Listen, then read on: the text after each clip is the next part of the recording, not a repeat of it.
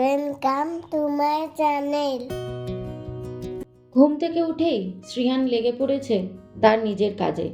নিজের ব্রাশ আর পেস্টটাকে ওপর থেকে নামিয়ে নিজে এবার ওস্তাদি মারবে। আর আজকের বাইরের ওয়েদার কিন্তু একদম ভালো না, বৃষ্টি হচ্ছে। আগের দিন রাত থেকে বিশাল বৃষ্টি হয়েছে ঝমঝমিয়ে, তবে এখন বৃষ্টি পড়ছে, তবে জোরে না। আর এদিকে শ্রিয়ান নিজের ব্রাশে নিজে পেস্ট লাগিয়ে নিয়েছে, কারণ এসব কাজ করতে ও কিন্তু ভীষণ পছন্দ করে। আচ্ছা, মা পেস্টটা ওখানে আছে তো? পোস্টটা যদি ভেঙে দাও ছিঁড়ে, তাহলে ওখান দিয়ে বিন পাচ্ছে যে বিনটা কিন্তু বেরিয়ে আসবে। কি বেরিয়ে আসবে? আচ্ছা, তুই ব্রাশটা কর এখন। তো এই যে দেখো, বিছানাপত্র কিছুই গোছানো হয়নি, এগুলো সব এখন গোছাতে হবে। আজকে চাদরটাও পাল্টাবো, বাইরে বৃষ্টি পড়ছে, পুরো স্যাঁতস্যাঁতে ওয়েদার হয়ে আছে, বাট কাজ তো করতেই হবে যতই বৃষ্টি হোক। হ্যালো এভরিওয়ান, আমি ঋতুপর্ণা। আমার এই ছোট্ট পরিবারের সবাইকে জানাই স্বাগত। আর যে যেখান থেকে আমার এই ভিডিও দেখছো, সবাই ভালো থাকো, সুস্থ থাকো, বিন্দাস থাকো।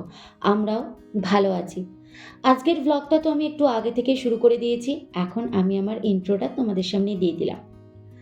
তো এখন হচ্ছে বিছানাপত্র সব পরিষ্কার করছি, আজকে চাদরটাও চেঞ্জ করব। আমার হেল্পার তো আছেই, শ্রীহান দেখবে এক্ষুনি চলে আসবে দৌড়ে দৌড়ে, যে মুহূর্তে দেখতে পাবে যে আমি ঘরের চাদর টাদর পাল্টাচ্ছি। তো কি জানো বলো তো, আমি না আগের দিনই মোটামুটি একটু আইডিয়া করে রেখে দিই, বা বলতে পারো ঠিকঠাক করে রেখে দিই যে পরের দিন কোন কোন কাজ আমাকে করতে হবে। আর এটা যদি আগে থেকে একটু প্ল্যান করে রাখা যায়, আশা করি পরের দিন কাজ করতে কিন্তু খুব একটা অসুবিধা হবে না। কারণ আমাদের কিন্তু জানাই থাকে যে পরের দিন কোন কোন কাজটা কোন কোন সময় করতে হবে।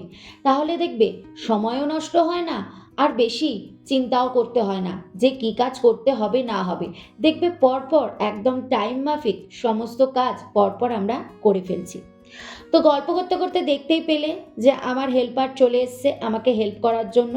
তো বিছানা চাদর তো পাল্টাচ্ছি, তার সাথে একটু টুকটাক মোছামুছিও করে নিলাম, কারণ আমি বললাম না আগের দিন ঠিক করে রেখেছি, তাই আজকে পরের দিন যদি এগুলো পরিষ্কারও করি, তাও সময় আমার সেইভাবে নষ্ট হয় না।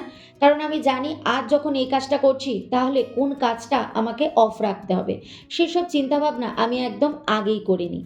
তো সেই মতো দেখো বিছানার চাদর টাদর পাতলাম, পাতার পরে চোখে পড়লো আরে এটা তো উল্টো চাদর পাতা হচ্ছে, ময়ূরটা উল্টো দিকে চলে গেছিল। তো চাদরটা তুলে আবার সোজা করে পেতে দিলাম। ব্যাস, আমি বলি না আমার যেহেতু খাটে নিচে মানে দুটো তোষক রয়েছে, তার তলায় আমার ম্যাট্রেস রয়েছে একটা। ব্যাস, এই ম্যাট্রেসের উপরে আবার দুটো তোষক, তো আমার কি হয় বলো তো, চাদর পাততে খুব অসুবিধা হয়। যাই হোক, চাদরটা মানে একটু টান টান করতে গুছতে খুব অসুবিধা হয়। তারপর বালিশের কভারগুলো তো খুলে ফেলেছিলাম, খুলে নতুন কভার চাদর সমস্ত চেঞ্জ করে ফেলেছি। আর পুরনো বালিশের কভার চাদর যেগুলো তুললাম, ওগুলো না আমি সাথে সাথে ওয়াশিং মেশিনে ধুয়ে ফেলার চেষ্টা করি। কারণ আমার এই ঘরের চাদর, আরেকটা যে রুম আছে সেই ঘরের চাদর থাকে, বালিশের কভার অনেকগুলো থাকে। তো সেগুলো যদি মেলতে যাই না, আর অন্য কোনো জামা কাপড় না আর মেলার জায়গা থাকে না। তো এই যে এগুলো স্তূপ করে রেখেছি, এবার ওয়াশিং মেশিনে এগুলো দিয়ে দেবো। তাহলে কি হবে, পরে জামা কাপড় কাচলে আবার ওগুলো মেলতে সুবিধা হয়, কারণ চাদরে অনেকটা করে জায়গা নিয়ে নেয় মেলার জন্য। তুই এখানেই কালার করবি? হ্যাঁ, এটা কি কালার?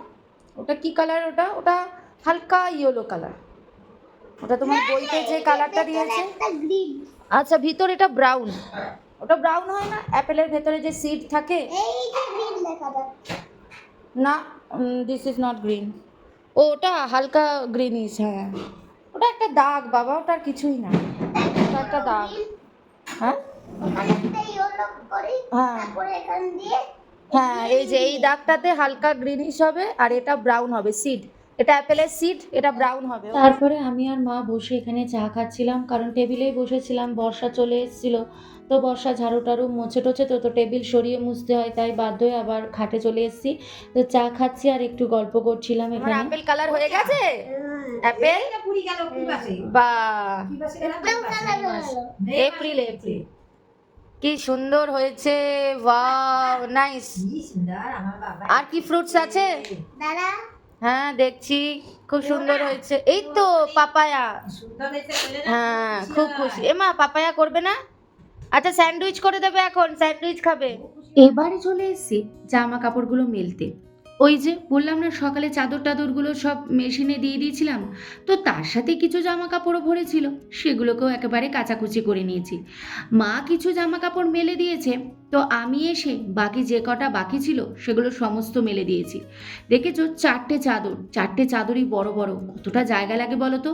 এই তো ব্যালকনি, ব্যালকনির মধ্যেই তো সব কিছু মেলতে হয়, তো সেরকম বুঝে শুনে সাইজ করে একদম জামা কাপড় মেলতে হয়। এই জামা কাপড় মেলতেও কিন্তু অনেক ধৈর্য লাগে। খোলা ছাদ নয় যে পরপর পরপর মেলে দিলাম, যেহেতু ব্যালকনি, তাই কোন জায়গাটা জামা কাপড়টা মেললে সেখানে জামা কাপড়টা তাড়াতাড়ি শুকোবে, মোটা জামা কাপড়, পাতলা জামা কাপড়, সমস্ত চিন্তাভাবনা করে তবেই মেলি। এজন্য বেশ জামা কাপড় তাড়াতাড়ি শুকিয়ে যায়। তো এই যে ওয়াশিং মেশিন খালি হয়ে গেছে, সমস্ত জামা কাপড় আমার মেলা হয়ে গেছে। চলো এবার পরের কাজটা করি। তো এই হচ্ছে শ্রেয়ানকে এখন কান্নাডা পড়াতে বসিয়েছি। শ্রেয়ানের ওরাল এক্সাম আছে, কান্নাডার হিন্দি ওরাল হবে। তো এগুলো হচ্ছে ইংলিশে ফ্রুটসের নাম, আর এই সাইডেরগুলো হচ্ছে সব কান্নাডা নাম। তো বাবা বই দিচ্ছ, পা দিচ্ছ, ছিছি ছিছি, পা সরাও। তো এই যে ফ্রুটসের নামগুলো পড়তে হবে এখন। তো অনেক কিছুই আছে, ফ্রুটসগুলো তো পড়িয়ে দেবো। ফ্রুট এখান থেকে আবার হিন্দি আছে, ওগুলো কান্নাডার, এখানে হচ্ছে হিন্দিটা তো পেরে যাবো, বাট কান্নাডার এগুলো একটু মুশকিল আছে। বাট চলো আগে ফ্রুটসটা পড়িয়ে নিই, তারপরে দেখছি।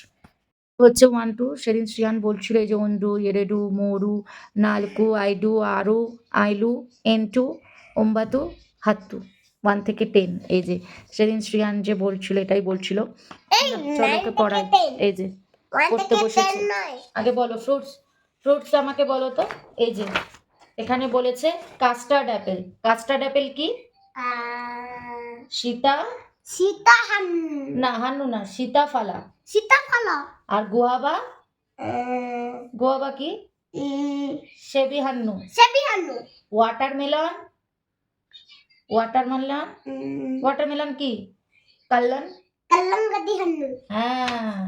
অ্যাপেল, সেবু, ব্যানানা, বালে হান্নু, অরেঞ্জ, কিত্তালে হান্নু, ম্যাঙ্গো, মাবিনা হান্নু, গ্রেপস, গাক্সি, জ্যাকফ্রুট, হানাসিনা হান্নু। বাহ, ব্যাস ফ্রুটস হয়ে গেল। খালি কাস্টার্ড অ্যাপেল ওই জায়গাটা বলতে পারিনি। কাস্টার্ড অ্যাপেল হচ্ছে সীতাফলা। আবার বলো কাস্টার্ড অ্যাপেল, সীতাফলা। গোয়াবা, সেবি হান্নু। আবার বলো কাস্টার্ড অ্যাপেল, সীতাফলা, গোয়াবা, সেবি হান্নু। আচ্ছা বাহ, আবার বলো কাস্টার্ড অ্যাপেল, সীতাফলা, আর গোয়াবা, সেবি হান্নু। এটা আর ওয়াটারমেলন, কল্লাঙ্গাদি হান্নু। হ্যাঁ, আবার বলো ওয়াটারমেলন, কল্লাঙ্গাদি হান্নু। ভালো করে বলো। কল্লাঙ্গাদি হান্নু। বাহ বাহ, ভেরি গুড। একটা বাচ্চাকে পড়তে বসানো কতটা চাপের বলো তো, তাও আবার এমন সাবজেক্ট যেটা ওর কাছে একদম নতুন। কান্নাডা ওর কাছে নতুনই বলতে পারো, কারণ ও কিন্তু ওই ল্যাঙ্গুয়েজে খুব একটা কথা বলে না। তো এগুলো সব ওকে কিন্তু মনে রাখতে হয়। কি সুন্দর ফলের নাম, তারপরে 1 থেকে 10, আবার একটা রাইমসও জানে, বাট রাইমসটা কিন্তু খুব সহজে বলতে চায় না, জোর করলে তবে বলে। এবার রান্না বসাতে যাই, চলো বেলা অনেকটাই হয়ে গেছে। এখন আজকে হবে ফুলকপি হবে, পাবদা মাছ হবে। তো যাই চলো, ফুলকপিটা আগে বসাই, আর পাবদা মাছও হবে। চলো একটু করে শেয়ার করে দিই তোমাদের সাথে। রান্নাঘরে চলে এসেছি, এখন করব সোমের জন্য আলু ফুলকপি তরকারি, আর আরেকদিকে পাবদা মাছ বসিয়ে দিয়েছি। আজকে হবে পাবদা মাছের পাতলা ঝোল, যেহেতু সোম একসাথেই খায় মাছটা, তাই পাতলা ঝোল হচ্ছে এখন। আর আলু ফুলকপি তরকারিটা সোমের জন্য সম্পূর্ণ আলাদা করি, মানে করছি। তরকারিটা ওকে আলাদাই করে দিই, একদম ডাক্তারের কথা মতোই ওকে খাওয়াচ্ছি। যদি ওষুধ না খেয়ে যদি সুস্থ হতে পারে, এর থেকে বড় আর কি হতে পারে।